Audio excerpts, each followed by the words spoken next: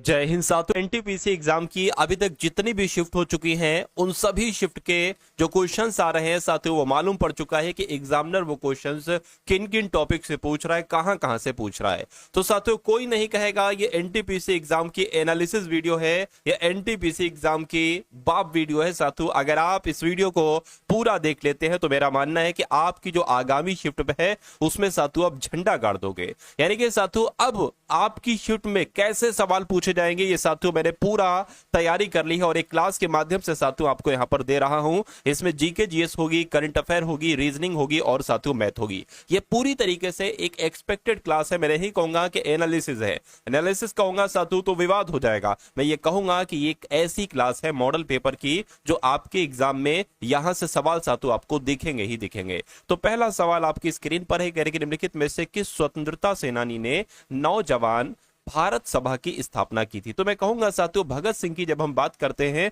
तो भगत सिंह ने ही साथियों आपको याद रखना है कि नौजवान भारत सभा की स्थापना की थी। अगला सवाल देखिए, करके जलियांवाला बाग हत्याकांड के लिए जिम्मेदार जनरल डायर की हत्या किसने की थी। तो ये तो बहुत इंपॉर्टेंट क्वेश्चन है साथियों, आपको मालूम होना चाहिए कि जनरल डायर की हत्या किसने की थी। तो सरदार उधम सिंह ने ही जनरल डायर की हत्या की थी। आंसर आपका ऑप्शन नंबर बी हो जाएगा। उसके बाद देखिए अगला सवाल आपकी स्क्रीन पर, आपसे कहा जा रहा है कि अली बंधु, शौकत अली और मोहम्मद अली द्वारा भारत में किस आंदोलन का नेतृत्व किया गया था। तो इनके द्वारा तो साथियों खिलाफत आंदोलन का नेतृत्व किया गया था। आंसर आपका ऑप्शन नंबर डी होगा। उसके बाद देखिए करके चौरी चौरा कांड की घटना के परिणाम स्वरूप इनमें से किस आंदोलन को अचानक से बंद कर दिया गया था। तो साथियों किस आंदोलन को अचानक से बंद किया था, मैं कहूंगा असहयोग आंदोलन का अचानक से बंद किया था। और ये साथियों कब शुरू किया गया था ये आप लोग एक बार कमेंट सेक्शन में मुझे बता दीजिए, ये कब शुरू किया गया था असहयोग आंदोलन। उसके बाद देखिए कह कि भारत और पाकिस्तान के बीच 1960 में जो सिंधु जल संधि हुई थी, ये इस पर किस शहर में हस्ताक्षर किए गए थे। तो किस शहर की बात चल रही है साथियों, कराची की बात चल रही है। कराची आपके सवाल का बिल्कुल सही जवाब हो जाएगा। उसके बाद देखिए अगला सवाल है, कह कि इनमें से किसका निर्माण प्रथम विश्व युद्ध में शहीद हुए सैनिकों की स्मृति में किया गया था। अच्छा सवाल है साथियों। इंडिया गेट आप लोग याद रखेंगे कि इंडिया गेट का निर्माण प्रथम विश्व युद्ध में शहीद हुए सैनिकों की स्मृति में किया गया था, है ना। और इंडिया गेट कहां पर है साथियों, ये आपको मालूम है? अगर मालूम है तो कमेंट में मुझे बताइए। उसके बाद देखिए ये बहुत टॉप लेवल का क्वेश्चन है साथियों, आपके एग्जाम में आपको देखने को मिलेगा। अनुच्छेद वाला सवाल है, कह रहे हैं निम्नलिखित में से कौन सा अनुच्छेद भारतीय संसद को जातियों, उपजातियों एवं जनजातियों की अनुसूचित जातियों की सूची में शामिल करने और उससे बाहर करने की शक्ति प्रदान करता है। तो 21 अनुच्छेद की बात चल रही है, मैं कहूंगा अनुच्छेद 341 की बात चल रही है। इसको घोल के पी जाना है साथियों इस सवाल को। उसके बाद देखिए करके संसद द्वारा निःशुल्क और अनिवार्य शिक्षा का अधिकार अधिनियम किस वर्ष में पारित किया गया। तो ये तो साथियों 2009 में पारित किया गया था। कब? 2009 में पारित किया गया था। उसके बाद देखिए अगला सवाल आपकी स्क्रीन पर है, आपसे कहा जा रहा है कि किस प्रधानमंत्री की मृत्यु के बाद गुलजारी लाल नंदा ने प्रधानमंत्री के रूप में पदभार दूसरी बार कार्यवाहक संभाला था। तो साथियों लाल बहादुर शास्त्री आपके सवाल का बिल्कुल सही जवाब हो जाएगा। अगला सवाल देखिए करके अनुच्छेद 78 के अंतर्गत मंत्रिपरिषद के सभी निर्णयों के बारे में इनमें से कौन राष्ट्रपति को सूचित करेगा। तो कौन राष्ट्रपति को साथियों सूचित करेंगे, मैं कहूंगा प्रधानमंत्री राष्ट्रपति को सूचित करेंगे। सही जवाब अगर आपका ऑप्शन नंबर बी तो बिल्कुल सही है। उसके बाद देखिए अगला सवाल करके भारत की सरकार के अर्ध संघीय रूप का प्रावधान कहां से लिया गया है। तो जो अर्ध संघीय रूप है ना साथियों, ये किस देश के संविधान से लिया गया है, तो मैं कहूंगा कनाडा देश के संविधान से लिया गया। आंसर आपका ऑप्शन नंबर ए होगा। उसके बाद देखिए कह रहे कि सरकारिया आयोग की स्थापना 1983 में की गई थी, बिल्कुल सही। लेकिन साथियों किस लिए की गई थी ये आपसे यहां पर पूछा जा रहा है।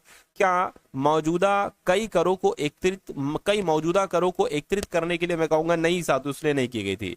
अदालतों में मुकदमे के ये भी नहीं होगा। राज्य और केंद्र सरकारों के बीच संबंध और शक्ति के संतुलन की जांच करने और परिवर्तनों का सुझाव देने के लिए साथियों सरकारिया आयोग की स्थापना की गई थी। मैं कहूंगा बिल्कुल सही। आंसर आपका ऑप्शन नंबर सी हो जाएगा। अगला सवाल आपकी स्क्रीन पर, कहा जा रहा है कि भारतीय आधिकारिक गोपनीयता अधिनियम कब पारित किया गया था जिसने प्रेस की स्वतंत्रता को प्रतिबंधित कर दिया। तो साथियों ये 1904 में पारित किया गया था, ये आपको मालूम होना चाहिए। अच्छा सवाल है, इंपॉर्टेंट सवाल है। साथियों यहां पर मैं आपको बता देना चाहता हूं कि देखिए जैसा आपका एनटीपीसी का पेपर पूछा जा रहा है ना, वैसे आपके लिए साथियों 10 मॉडल पेपर तैयार किए गए। क्या 10 मॉडल पेपर तैयार किए गए हैं? मेरा मानना है कि अगर आप इन 10 मॉडल पेपर को देख लेते हो, जिसमें जीके है, जिसमें रीजनिंग है, जिसमें मैथ है, और ये सब कुछ साथियों आपको हल सहित दिया जा रहा है, यानी कि हर क्वेश्चन के नीचे उसका आंसर होगा, उसका सोल्यूशन होगा, उससे 2-3 जो संबंधित सवाल बन सकते हैं वो होंगे। तो पहली पीडीएफ में आपको ये दिया जा रहा है। अच्छा, दूसरी पीडीएफ में आपको क्या दिया जा रहा है? आपको 10 शिफ्ट दी जा रही है ना, 10 शिफ्ट का साथियों आपको सॉल्यूशन दिया जा रहा है, और ये एनटीपीसी की ही साथियों शिफ्ट है। तो ये एक बार देख लेना, इसमें भी जीके रीजनिंग मैथ है सॉल्यूशन के साथ। और तीसरी पीडीएफ आपको दी जा रही है साथियों इंपॉर्टेंट करंट अफेयर की, क्योंकि आपको पता है कि 40 क्वेश्चन में से साथियों 8 से 10 सवाल करंट अफेयर के पूछे जा रहे हैं। तो मेरा मानना है कि अगर आप ये करंट अफेयर तैयार कर लेंगे, एमसीक्यू फॉर्म में है, तो मेरा मानना है कि आपके सारे सवाल इसी करंट अफेयर की पीडीएफ में से आ जाएंगे। और एक पीडीएफ साथियों आपको दी जा रही है विज्ञान की, क्योंकि एनटीपीसी में विज्ञान के क्वेश्चन ज्यादा आते हैं, तो एक वन लाइनर टाइप से पीडीएफ है, इसको सरसरी निगाहों से देख लेना। आपका मेरा मानना है जितने विज्ञान के सवाल आएंगे वो सारे यहीं से आना चाहिए। तो ये तीनों चारों पीडीएफ की अगर बात करें, ये आपको सिर्फ और सिर्फ 45 रुपए में दी जा रही है। डिस्क्रिप्शन में साथियों लिंक है, डिस्क्रिप्शन में लिंक है, वहां पर आप क्लिक करके हमारे व्हाट्सएप पर आ जाएंगे। वहां पर आपको एक क्यूआर कोड दिया जाएगा, इस क्यूआर कोड पर 45 का पेमेंट करेंगे ना, तो ये चारों पीडीएफ आपको यहीं पर भेज दी जाएंगी। मैं कहूंगा अगर आपके एग्जाम में कुछ घंटे हैं या कुछ दिन है, तो साथियों इन पीडीएफ को आप लोग एक बार सरसरी निगाहों से देखकर चले जाना। मेरा मानना है कि आपका पेपर साथियों आराम से क्रैक हो जाएगा। तो डिस्क्रिप्शन में पीडीएफ साथियों एक बार जरूर आप लोग पढ़िएगा। चलिए तो अब बात करते इस सवाल की।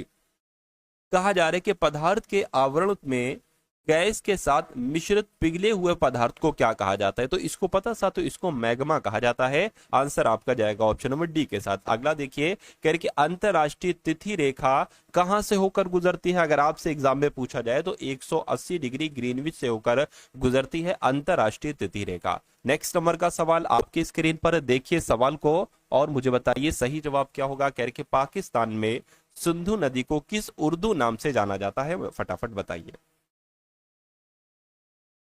तो मैं कहूंगा साथियों दरियाए सिंधु। क्या साथियों दरियाए सिंधु नाम से जाना जाता है? आंसर आपका जाएगा सी के साथ। अगला देखिए, कह रहे कि भारत का सबसे पूर्वी राज्य कौन सा है?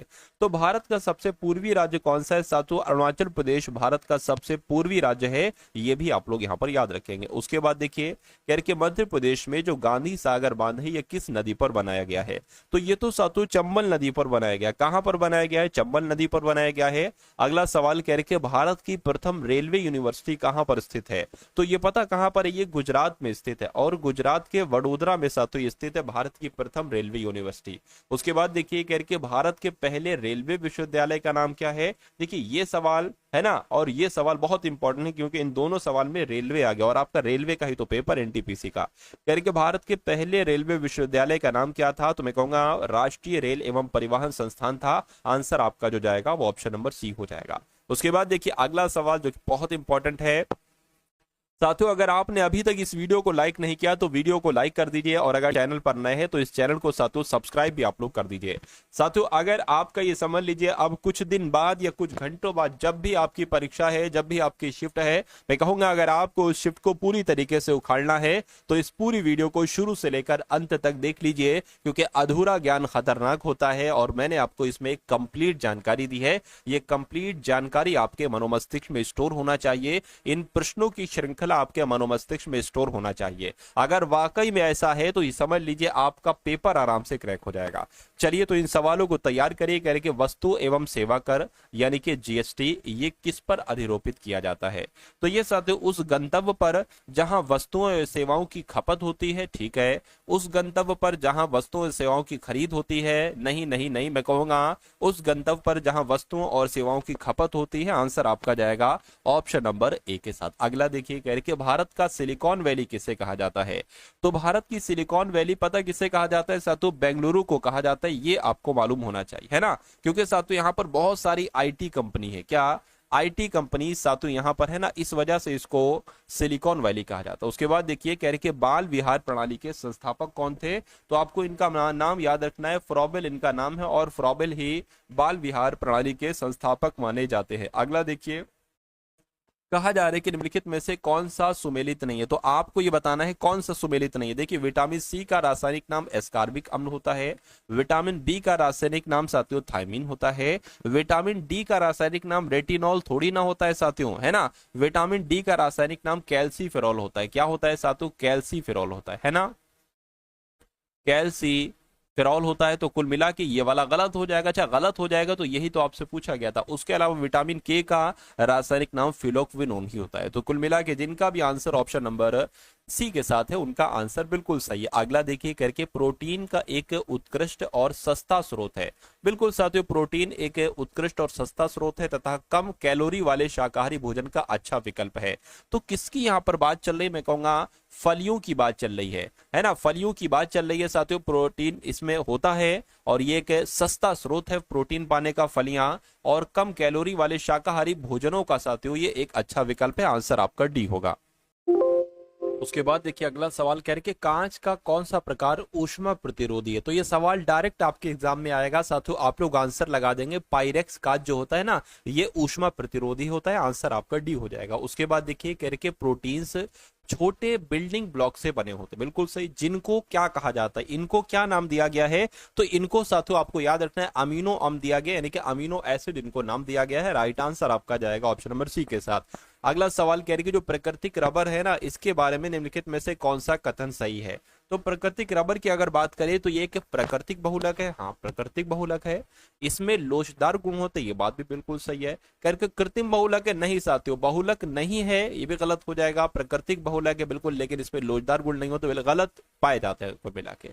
तो मैं कहूंगा कि अब आपका जवाब जो होगा वो ऑप्शन नंबर ए हो जाएगा। अगला देखिए करके सापेक्षता का सिद्धांत यानी कि थ्योरी ऑफ रिलेटिविटी इनमें से किसके द्वारा प्रतिपादित की गई थी? तो इनका नाम है अल्बर्ट आइंस्टीन और इनको द्वारा साथियों सापेक्षता का सिद्धांत दिया गया था। अगला सवाल आपकी स्क्रीन पर है, देखिए सवाल को और साथियों मुझे आप लोग फटाफट बताइए राइट आंसर क्या होगा। देखिए साथियों पूरे 40 सवाल हम लोग करेंगे और 30 सवाल पूरे के पूरे जीके के हैं और 31 से आप लोगों के सामने इंपॉर्टेंट करंट अफेयर के सवाल शुरू हो जाएंगे। उसके बाद रीजनिंग के सवालों को हम लोग देखेंगे और मैथ्स के सवालों को हम लोग देखेंगे, क्योंकि मेरा मानना यह है, मेरा टारगेट ये है कि अब जो आपके रीजनिंग के सवाल शुरू होंगे इसमें आपका स्कोर जो होना चाहिए वो 30/30 होना चाहिए। यानी कि रीजनिंग में आपको एक भी सवाल गलत करके नहीं आना है। जितना मैं आपको पढ़ाऊं उतना तो पढ़िए साथियों आप, और फिर देखिए आपका पेपर कैसे क्रैक होता है।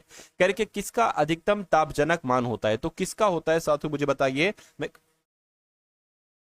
मैं कहूंगा साथियों हाइड्रोजन की जब हम बात करते हैं तो हाइड्रोजन का अधिकतम तापजनक मान होता है। उसके बाद देखिए कह रहे कि किस भारतीय खिलाड़ी ने पेशेवर बैडमिंटन से संन्यास की घोषणा की है?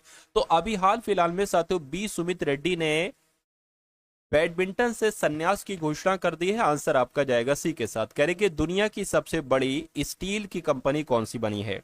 तो ये कंपनी है साथियों JSW और इस कंपनी ने साथियों क्या है, दुनिया की ये सबसे बड़ी कंपनी बन चुकी है। आंसर आपका ऑप्शन नंबर बी हो जाएगा, आपके एग्जाम में पूछा जा सकता है। कह रहे कि किस देश ने फेसबुक पर प्रतिबंध लगाया है? तो कौन सा भैया ऐसा देश है? मैं कहूंगा चीन है, इंडोनेशिया है, पपुआ न्यू गिनी है। मैं कहूंगा पपुआ न्यू गिनी ने साथियों फेसबुक पर ही प्रतिबंध लगा दिया है। कह रहे कि किसे भारतीय औद्योगिक वित्त निगम का MD और CEO नियुक्त किया गया है? तो इनका नाम राहुल भावे है और इनको भारतीय औद्योगिक वित्त निगम का MD और CEO नियुक्त किया गया है। विश्व का दूसरा सबसे बड़ा चाय निर्यातक देश कौन सा बन गया है? तो मैं कहूंगा केन्या बन गया है। भारत, जापान, अपना भारत साथियों विश्व का दूसरा सबसे बड़ा चाय निर्यातक देश बन चुका है। कह रहे कि हाल ही में ग्रामीण विकास मंत्रालय ने भारत में ग्रामीण महिलाओं और युवाओं को सशक्त बनाने के लिए किसके साथ समझौता किया है? तो साथियों किसके साथ समझौता किया है? यूनिसेफ है ना, यूनिसेफ युवा के साथ समझौता किया है। आंसर आपका जो जाएगा वो ऑप्शन नंबर बी हो जाएगा। और कह रहे कि केनरा बैंक ने किसे कार्यकारी निदेशक नियुक्त किया है? तो केनरा बैंक की जब हम बात करते हैं तो SK मजूमदार को केनरा बैंक ने कार्यकारी निदेशक नियुक्त किया है। अगला सवाल कह रहे कि खेलो इंडिया पैरा गेम्स के दूसरे संस्करण में कौन शीर्ष पर रहा है? तो कौन शीर्ष पर रहा है साथियों? हरियाणा राज्य शीर्ष पर रहा है। सही जवाब आपका ऑप्शन नंबर बी होगा। कह रहे कि कौन वरिष्ठ नागरिक आयोग स्थापित करने वाला पहला राज्य बन गया है? तो यहां पर अगर बात करें साथियों केरल आपके सवाल का बिल्कुल सही जवाब हो जाएगा, यानी कि केरल वरिष्ठ नागरिक आयोग स्थापित करने वाला पहला राज्य बन गया है। उसके बाद देखिए आपसे कहा जा रहा है साथियों, भारत ने स्वदेशी मिसाइल VLSRSAM का सफलतापूर्वक परीक्षण कहां से किया है? तो मैं कहूंगा ओडिशा से किया है। कहां से साथियों? ओडिशा से किया है। ओडिशा आपके सवाल का बिल्कुल सही जवाब है। अब देखिए साथियों, मैंने आपसे कहा था 40 सवाल मैं आपको कराऊंगा, उसके बाद मैं आपके सामने कौन कौन से सवाल ले आऊंगा, रीजनिंग के इंपॉर्टेंट क्वेश्चन और मैथ के इंपॉर्टेंट क्वेश्चन। तो जिस टाइप के जहां जहां से जिस तरह के सवाल सातों एग्जामिनर पूछ रहा है उस तरह के सवाल मैं लेकर आया हूं। अगर आपने सातों इन सवालों को अच्छे तरीके से देख लिया तो मेरा मानना है आपकी शिफ्ट में आया हुआ हर सवाल आपको सातों मालूम होगा। देखिए, इसमें कहा जा रहा है कि आयत कितने हैं मुझे बताइए। तो देखिए, एक तो भैया सिंपल सी बात है कि ये आयत हो जाएगा ना, और एक दूसरा आयत सातों ये हो जाएगा, और एक तीसरा आयत आपका सातों ये हो जाएगा, यानी कि कुल मिला के 3 आयत हो गए। अच्छा, उसी प्रकार अब देखिए, इसको हम एक आयत मान सकते हैं ना, इसको एक आयत मान लेंगे तो ये चौथा आयत हो जाएगा, और एक इसको आयत मान लेंगे तो ये 5वां आयत हो जाएगा। अच्छा, एक ये पूरे को आयत मान लेंगे, कितना हो गया? 6ठा आयत हो गया। तो कुल मिला के एक लाइन में 6 आयत हैं। तो उसी प्रकार इसमें भी 6 आयत होंगे, है ना। तो 6 + 6 आयत हो गए, कितने हो गए साथियों? 12 आयत यहां पर हो गए। अब देखिए, एक आयत आप इसको मान लोगे। अब ये तो समझ में आ गई, इसको मैं हटा दूं, मतलब अगर बात करते हैं साथियों, देखिए यहां पर 6 आयत हो गए और यहां पर 6 आयत हो गए। अब देखिए, एक आयत ये भी तो बन रहा है, हर वर्ग आयत हो सकता है। तो एक आयत ये, यानी कि 12 13 आयत, 13 14 आयत, 14वां आयत हो गया, और ये साथियों 15वां आयत हो गया, 15वां आयत हो गया। अब इसको भी तो हम गिन सकते हैं, 15वां ये एक, ये पूरा 16 आयत हो गया, 16वां आयत, और फिर ये साथियों 17वां आयत हो गया, 17वां हो गया, और साथियों इस पूरे को तो आपने काउंट ही नहीं किया, 18वां आयत हो गया। तो कुल मिला के इससे ज्यादा ऑप्शन में भी नहीं दिए गए हैं। 18 आयत आपके सवाल का बिल्कुल सही और बिल्कुल सटीक जवाब हो जाएगा भाई। बहुत बढ़िया, वेरी गुड क्लास। चलिए साथियों, उसके बाद देखिए अगला सवाल आपकी स्क्रीन पर है, डायरेक्शन का सवाल है। मैं आपको एक बेसिक बता देता हूं, आपका जो सीधा हाथ होता है ना साथियों, यही आपका जो होता है ये आपका दायां हाथ होता है, और आपका जो उल्टा हाथ होता है साथियों, ये आपका जो होता है वो बायां हाथ होता है। और अगर आप यहां पर हो, आपसे कहा जाए पूर्व में जाइए, तो पूर्व इधर होता है, उत्तर इधर होता है, दक्षिण इधर होता है, पश्चिम इधर होता है। अब बढ़ते हैं साथियों हम इस सवाल की तरफ। तो इस सवाल में आखिर आपसे क्या कहा जा रहा है, फटाफट देखकर मुझे आप लोग बताइए। कह रहे हैं कि राहुल 10 मीटर पूरब की ओर चलता है। तो मान लीजिए राहुल यहां पर 10 मीटर पूरब की ओर चला, और बाएं मुड़कर 3 चला, बाएं मुड़ दिया और 3 चल गया, करके वहां फिर दाएं मुड़कर 5 किलोमीटर चलता है, फिर दाएं मुड़ता है और 5 किलोमीटर चलता है, करके फिर वो दाएं मुड़कर 8 चलता है। तो 8 चलता है तो 3 तो ये हो गया, 5 ये हो गया, यानी कि 8 चला दिया इसको हमने, करके। और अंत में क्या साथियों, और अंत में एक बार फिर दाएं ओर मुड़ता है और 3 किलोमीटर चलता है। तो दाएं ओर मुड़ता है, 3 चलता है, यानी कि यहाँ कहीं आ जाएगा, ठीक है, करके वहां प्रारंभिक बिंदु से कितनी दूरी पर है ना, कितनी दूरी पर है और किस दिशा में है। अपने प्रारंभिक बिंदु से तो साथियों वो किस दिशा में है, मैं कहूंगा इस दिशा में है। तो पूर्व और दक्षिण हो जाएगा। तो पूर्व दक्षिण कहां पर लिखा हो, एक तो यहां पर लिखा हुआ है, और साथियों एक आपका यहां पर लिखा हुआ, लेकिन कितनी दूरी पर है ये तो जरा मुझे बताइए। देखिए, यहां पर अगर बात करें, मान लीजिए ये दूरी कितनी होगी, ये दूरी आपकी साथियों 10 हुई, है ना, 10 दूरी आपकी ये हुई, और ये 3 चला है यहां तक, 2 और ये 5 है, तो मैं कहूंगा 2 और आपको बढ़ाना है ना, 2 और आपको बढ़ाना है, तो ये टोटल 12 हो गई, 12 हो गई। अब इसकी अगर बात करते हैं, देखिए ये टोटल पता है कितनी हो जाएगी, यहां तक तो 3 हो गई थी, तो ये कितनी हो गई, ये 5 हो गई, यानी कि ये साथियों आपकी कितनी होगी, 5 होगी। तो ये दूरी आपसे कुल मिला के पूछी जा रही है, ये आपको यहां पर बताना है। देखिए, एक ट्रिपलेट होता है, अगर एक दूरी है ना, एक चीज मैं आपको बता देता हूं, अगर एक दूरी 3 है और एक दूरी 4 है, तो जाहिर सी बात है तीसरी दूरी हमेशा 5 होगी। एक और ट्रिपलेट होता है खतरनाक वाला, अगर एक दूरी मान लीजिए 5 है और एक दूरी साथियों 12 है, तो तीसरी दूरी क्या होगी, सॉरी 13 ही होती है। क्या 5 12 13 का ट्रिपलेट होता है, 3 4 5 का ट्रिपलेट होता है। इसको सही से मैं लिख दूं, क्या करूं, 13 13। तो कुल मिला के एक दूरी 5 है, दूसरी दूरी 12 है, तो तीसरी दूरी क्या हो जाएगी, 13 हो जाएगी। तो कुल मिला के दक्षिण पूर्व में है और 13 किलोमीटर की दूरी पर है। ऐसा कहां पर लिखा हुआ है, ऐसा आपका ऑप्शन नंबर डी में लिखा हुआ है ना। अगर आप कोई ट्रिपलेट नहीं जानते हैं तो फिर वही सूत्र लग जाएगा आपका, कर्ण का स्क्वायर बराबर आधार का स्क्वायर प्लस लंब का स्क्वायर। कर्ण ये है, आधार ये है ना, और लंब ये है। चलिए, उसके बाद देखिए अगला सवाल आपकी स्क्रीन पर है, आपको यहां पर देखना है और साथियों फटाफट आपको बताना है कि इस सवाल का बिल्कुल सही और सटीक जवाब आपका क्या हो सकता है, फटाफट बताइए। चलिए। साथियों, अगर आपने अभी तक इस वीडियो को लाइक नहीं किया है तो मैं आपसे बस इतनी रिक्वेस्ट करूंगा कि वीडियो को आप लोग लाइक कर दीजिए, क्योंकि ये कंटेंट को इकट्ठा करने में साथियों काफी मेहनत लगती है, और आपका अगर एक लाइक ना मिले तो ये अच्छी बात थोड़ी ना होगी, है ना। तो इसलिए साथियों वीडियो को आप लोग लाइक कर दिया। चलिए, तो यहाँ पर अगर साथियों हम लोग बात करें, आपसे कहा यह जा रहा है कि जो निम्नलिखित शब्द हैं इनको एक सार्थक क्रम में आपको लगाना है। देखिए, सबसे पहले मुद्रक, प्रकाशक, लेखक, संपादक, एक लेखक की जरूरत पड़ेगी, है ना। सबसे पहले हमें एक लेखक की जरूरत पड़ेगी, और वो लेखक क्या करेगा, मुद्रक कर देगा, प्रकाशक कर देगा, संपादक कर देगा, या विक्रेता एक तरीके से मतलब वो बेच देगा, उसका संपादक होगा, है ना, संपादक होगा। और उसके बाद साथियों आपका क्या हो जाएगा, उसको मुद्रक किया जाएगा, है ना। चलिए, और मुद्रक के बाद साथियों उसको प्रकाशक किया जाएगा, और प्रकाशक के बाद साथियों वो विक्रेता एक तरीके से होगा, यानी कि उसको बेचा जाएगा। तो कुल मिला के ये क्रम कहां पर है, देखिए, संपादक की अगर हम बात करते हैं तो ये 4 पर है। चलिए, मुद्रक की अगर बात करें तो ये 1 पर है, प्रकाशक की अगर बात करें 2 पर है, विक्रेता की बात करें 5 पर है। तो 34,125 कहां पर लिखा हुआ है, 34,125 ऑप्शन नंबर बी में लिखा हुआ है। तो मैं कहूंगा कि आपका जवाब ऑप्शन नंबर बी हो जाएगा। भाई बहुत बढ़िया, वेरी गुड क्लास। चलिए साथ, उसके बाद देखिए अगला सवाल आपकी स्क्रीन पर है। कह रहे कि निम्नलिखित में से बड़ा कौन सा, यानी कि आपको बताना है कि इनमें से सबसे बड़ा ऑप्शन कौन सा है। देखिए, ये स्क्वायर है भाई, है ना, ये स्क्वायर है, तो ये बड़ा है। अच्छा, इसको मैं सही तरीके से ऑप्शन को लिख लूं, थोड़ा सा दिक्कत यहाँ पर ऑप्शन दे रहा है। देखिए, ऑप्शन नंबर ए की जब हम बात करते हैं तो ऑप्शन नंबर ए वाला जो सही तरीके से वो मैं लिख देता हूं। देखिए, आपको बताना है सबसे बड़ा कौन सा, कुछ नहीं इसमें करना है, 2 + 2 + 2 यानी कि 8 का स्क्वायर कितना हो जाएगा, 64 हो जाएगा। तो ये बड़ा है या ये बड़ा, इसमें से आपको बताना है। देखिए, बहुत अच्छा सवाल है।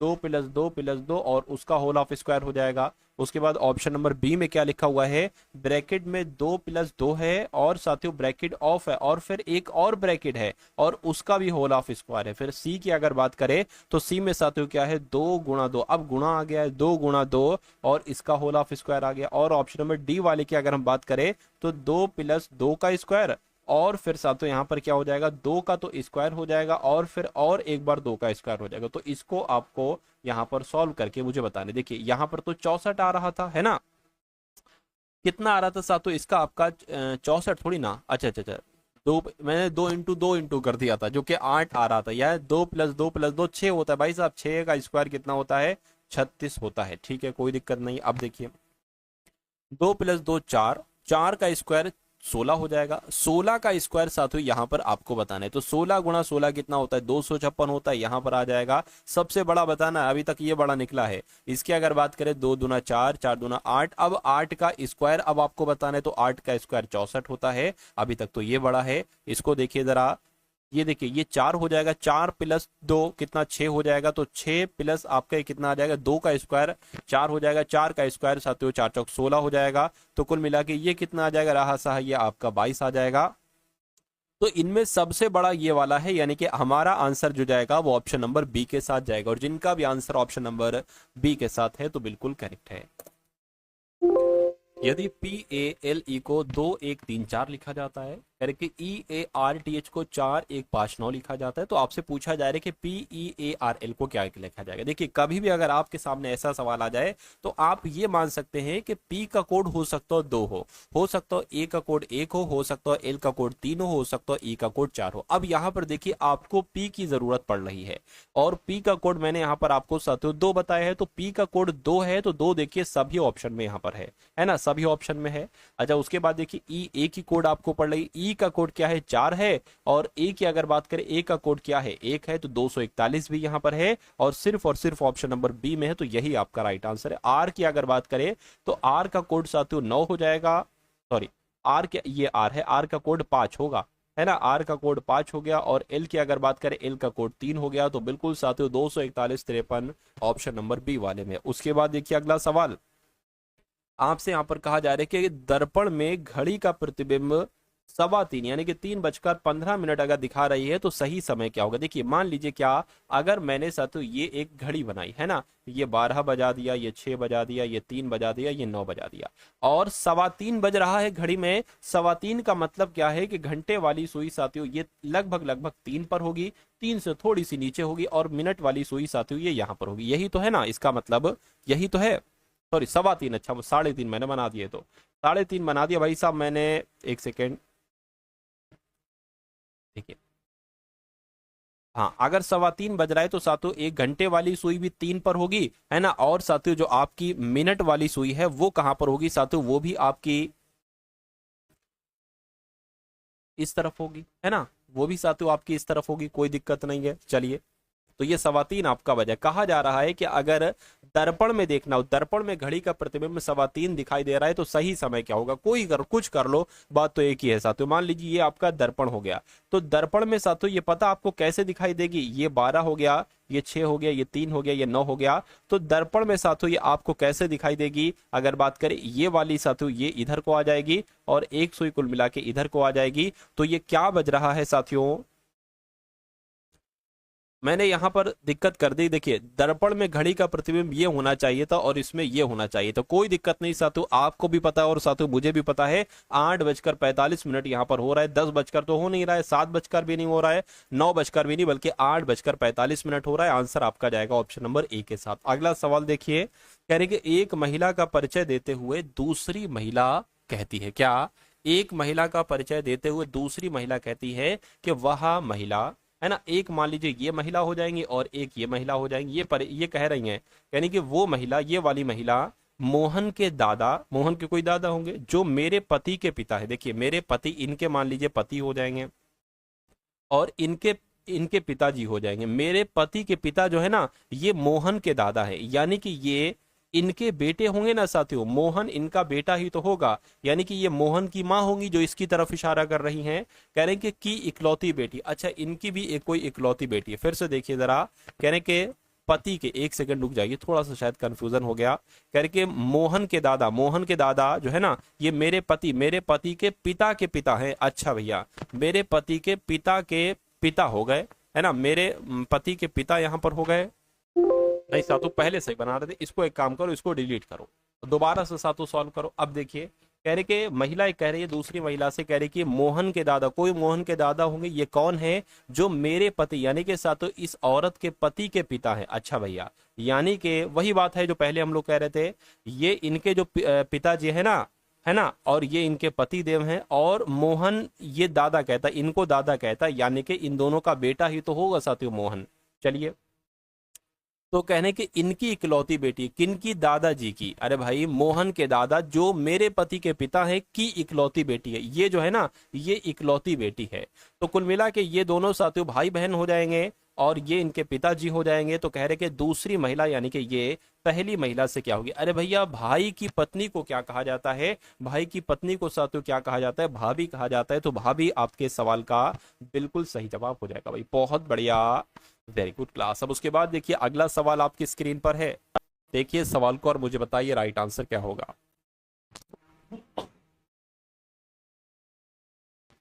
चलिए, तो क्या लॉजिक यहां पर है एक बार देखकर साथियों मुझे बता दीजिए कि 5 6 3 8 से 6 बनाया गया है, 10 4 2 7 से 26 बनाया गया, तो 9 7 6 8 से यहाँ पर क्या बनाया जाएगा? फटाफट आप लोग यहाँ पर बता दीजिए। देखिए अगर साथियों हम इनकी गुणा करा दे, है ना, तो इनकी अगर गुणा करा दे 5 6 30 हो जाएगा, और उसी प्रकार इनकी गुणा करा दे कितना हो जाएगा? 8 3 24 हो जाएगा, और अगर इसमें से हम 24 घटा देते हैं तो हमें साथियों पता ये नंबर मिल जाता है, ठीक है।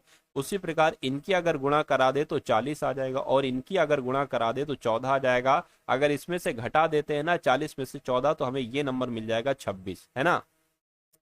तो इनकी गुणा कराई साथियों, सातवीं माप का 63 हो जाएगा, और 48 हो जाएगा, 6 8 48 हो जाएगा। इनको अगर घटाओगे तो कितना निकलेगा? देखिए जरा, 13 में से 8 जाएगा, 5 बचेगा, 5 में से 1 15 बचेगा, यानी कि यहाँ पर क्या 15 आना चाहिए। अगर 15 ऑप्शन में है, बिल्कुल सातों ऑप्शन में है, यानी कि यही आपका बिल्कुल सही जवाब हो जाएगा। उसके बाद देखिए कह रहे कि निम्नलिखित में से कौन सी आकृति अभिनेताओं, पशुओं और पक्षियों को प्रदर्शित करती है? तो यहाँ पर तो सब अलग अलग हैं, ऐसा थोड़ी ना कि कुछ पशु कुछ पक्षी हो जाए, कुछ पक्षी कुछ पशु हो जाए, या कुछ पक्षी कुछ अभिनेता हो गए। तो अभिनेता ये हो गए, पशु ये हो गए, पक्षी ये हो गए, तो कुल मिला के ऐसा यहाँ पर बनेगा, यानी कि सब अलग अलग बनेंगे। और सब अलग अलग कौन से ऑप्शन में बने हुए हैं? ऑप्शन नंबर बी वाले में बने हुए हैं। उसके बाद देखिए साथियों, अगला सवाल है डायरेक्शन का सवाल, आपकी स्क्रीन पर है। इस सवाल को साथियों देखिए और मुझे बताइए आपका सही जवाब यहाँ पर किस ऑप्शन के साथ जा सकता है, बताइए। चलिए देखिए भाई साहब, यानी कि रघु अपनी कार से अपने घर जाता है ना? कहाँ जाता है साथियों? रघु अपनी कार से अपने घर जाता है। मान लेते हैं साथियों उसका, रघु अपनी कार से उत्तर की ओर अच्छा घर जाता है, चलिए कोई दिक्कत नहीं है।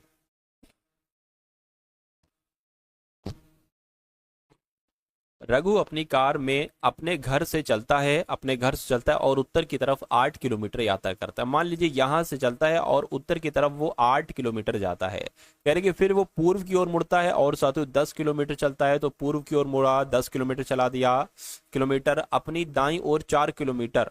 ये क्या कह रहे हैं? कुछ सवाल में मिस्टेक है क्या? देखिए जरा, कह रहे कि फिर वो 6 किलोमीटर पूर्व की ओर, अच्छा 6 किलोमीटर पूर्व की ओर, 6 किलोमीटर पूर्व की ओर 10 क्यों चलाया भाई साहब? अच्छा अगली लाइन में आ गए थे क्या? कोई दिक्कत नहीं है।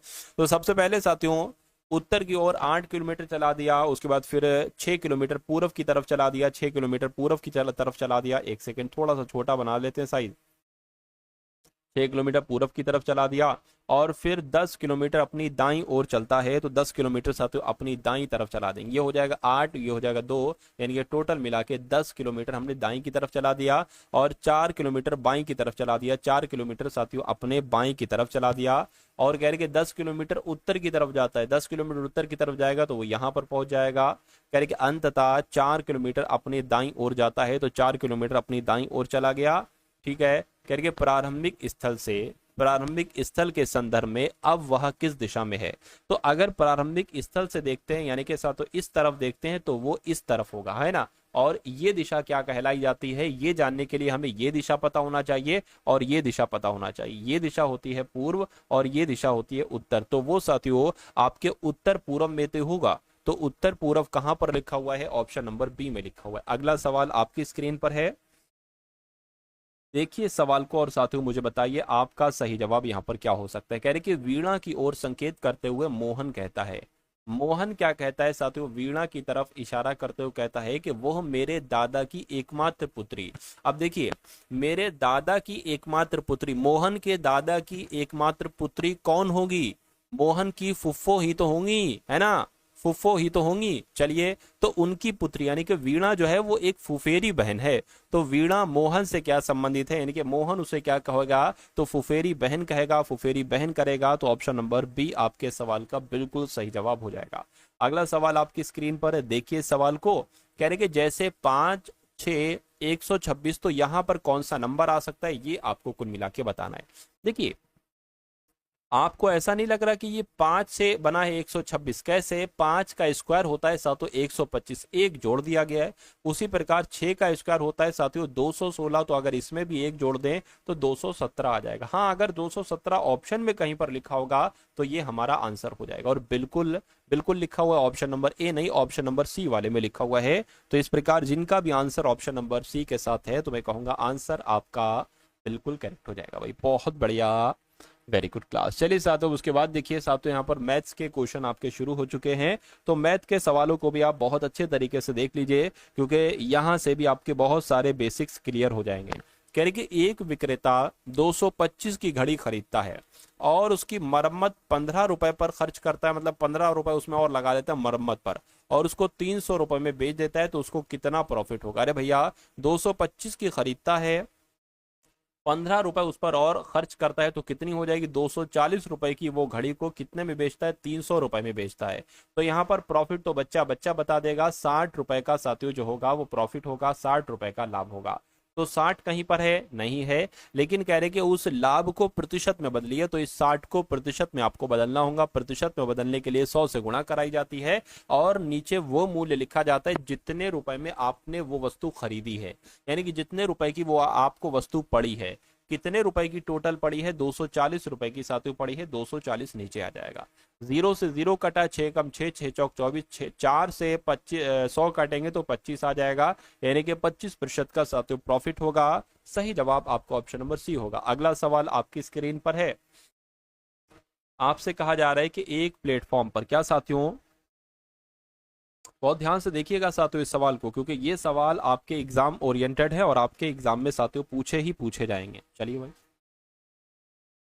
चलिए कहने के साथियों, एक जो प्लेटफॉर्म है, एक प्लेटफॉर्म पर 225 मीटर लंबी रेलगाड़ी ए रुक जाती है, जिससे 375 मीटर लंबी रेलगाड़ी बी निकल जाए, इस वजह से रुकती है। कहने के रेलगाड़ी बी की गति 90 किलोमीटर प्रति घंटा है, तो रेलगाड़ी बी को रेलगाड़ी ए को पूर्ण करने में कितना समय लगे। कुल मिला के समय आपसे पूछा जा रहा है, और समय आपसे पूछा जाए तो आपको पता होना चाहिए समय बराबर क्या होता है, दूरी बटे चाल होता है। तो यहां पर आपको चाल भी दे रखी है। देखिए, कभी भी अगर प्लेटफॉर्म की लंबाई आ जाए, है ना, और रेलगाड़ी की लंबाई आ जाए तो वही दूरी होती है, यानी कि प्लेटफॉर्म की लंबाई प्लस ट्रेन की लंबाई ही आपकी दूरी होती है। तो यहाँ पर दूरी क्या हो जाएगी, प्लेटफॉर्म की लंबाई 225 मीटर है और ट्रेन की लंबाई साथियों कितनी है, रेलगाड़ी की लंबाई 375 है, तो ये तो दूरी हो गई। चाल भी दे रखी है क्या, बिल्कुल 90 किलोमीटर प्रति घंटा दे रखी है। अच्छा, यहाँ पर आप एक चीज देखिए, क्या चीज देखिए कि आपको जो आंसर निकालना है वो सेकंड में निकालना है। तो ऊपर वाली तो सही है, मीटर में है ना, ये घंटे में है। तो इस किलोमीटर प्रति घंटे को अगर आप सातु मीटर प्रति सेकंड में निकालेंगे तो आपको 5/18 से हमेशा गुणा कराना होता है। तो 18 का 18, 18 पंजे 90 हो जाएगा, 5 पंजे 25, यानी कि जो अब चाल निकली है ना, वो चाल कितनी निकली है साथियों, 25 मीटर प्रति सेकंड निकली है। तो दूरी ऊपर हो गई, है ना, दूरी ऊपर हो गई, और नीचे हम चाल लिख देते हैं 25 मीटर प्रति सेकंड की। तो इसको आप क्या करा लीजिए, इसको आप साथियों कैलकुलेट करा लीजिए कि कितना हो जाएगा, 5 5 10 हो जाएगा, और ये फिर से आ जाएगा, और ये साथियों 6, यानी कि 600/25 आ गया। तो इसको अगर आप कट करोगे तो कितना आ जाएगा, 5 पंजे 25, 120 आ जाएगा। 5 से कट करेंगे तो समय आपका कितना निकलेगा साथियों, समय आपका 5 दूना 10, ठीक है, 2 जाएगा 40, 2 जाएगा 20 और 5 चौक 20, यानी कि समय आपका जो निकलेगा वो 24 सेकंड निकलेगा। क्या 24 सेकंड कहीं पर लिखा हुआ है, मैं कहूंगा बिल्कुल लिखा हुआ है, ऑप्शन नंबर डी में लिखा हुआ है। तो जिनका आंसर ऑप्शन नंबर डी के साथ है तो बिल्कुल करेक्ट है। यदि दो घनों के आयतन का अनुपात 27:1 है, ठीक है भैया, 27:1 यहां पर दिया गया है, कह रहे तो इनकी भुजाओं का अनुपात क्या होगा। देखिए यहां पर अगर बात करें, ये सवाल दो तरीके से आपसे पूछा जा सकता है, या अगर आपको ऐसे दे दिया जाए कि अगर किसी घन के भुजाओं का अनुपात इतना है तो आयतनों का अनुपात बताइए, कुछ भी साथियों करके आपको यहां पर सवाल दिया जा सकता है। तो अगर कभी भी साथियों घनों का आपको आयतन दे, घनों के आयतन का अनुपात दे दे, यानी कि ये किसी नंबर का स्क्वायर होगा और ये भी किसी नंबर का स्क्वायर होगा, और जो यहां पर नंबर आएंगे वही साथियों भुजाओं का अनुपात हो जाएगा। तो है ना, ये साथियों घन स्क्वायर नहीं, मैं ये घन होगा, यानी कि साथियों अगर बात करें ये किसी नंबर का क्या, ये किसी नंबर का घन होगा, ये किसी नंबर का घन होगा। मैं कहूंगा 3 का घन होता है, 3 का क्यूब होता है 27, और 1 का क्यूब होता है या 1 का घन होता है 1। तो कुल मिला के 3:1 आपके सवाल का बिल्कुल सही जवाब हो जाएगा। तो इस प्रकार जिनका आंसर ऑप्शन नंबर ए के साथ है तो मैं कहूंगा आंसर आपका बिल्कुल करेक्ट है भाई, बहुत बढ़िया, वेरी गुड क्लास। तो कैसी लगी साथियों आपको ये क्लास, एक बार इस वीडियो को लाइक कीजिएगा, वीडियो को शेयर कीजिएगा, अगर चैनल पर नए हैं तो चैनल को साथियों जरूर सब्सक्राइब कर दीजिएगा। आपका जब भी साथियों पेपर है, मैं आपको एक प्लेलिस्ट दे रहा हूं, अगर इस प्लेलिस्ट को आप पूरा खत्म कर लेते हैं तो आपका ये जो एग्जाम है एनटीपीसी का, ये तो साथियों क्रैक हो जाएगा। भले कम नंबर से क्रैक हो, कम बहुत अच्छे नंबर नहीं आ पाए, लेकिन आपका ये क्वालिफाई हो जाएगा, यानी कि आपका फाइनल लिस्ट में साथियों नाम आ जाएगा, है ना। तो कुल मिला के एक आप ये काम कर लेंगे, डिस्क्रिप्शन में प्लेलिस्ट का लिंक है, उस पर जाकर आप हमारे जितने पिछले दिन की वीडियोस मैंने वहां पर सेव कर रखी हैं, मैंने सभी इंपॉर्टेंट क्वेश्चन की पीडीएफ वीडियो वहां पर डाली हैं, तो उनको एक बार आप लोग अच्छे तरीके से कंप्लीट कर लेंगे बहुत तेजी के साथ, है ना।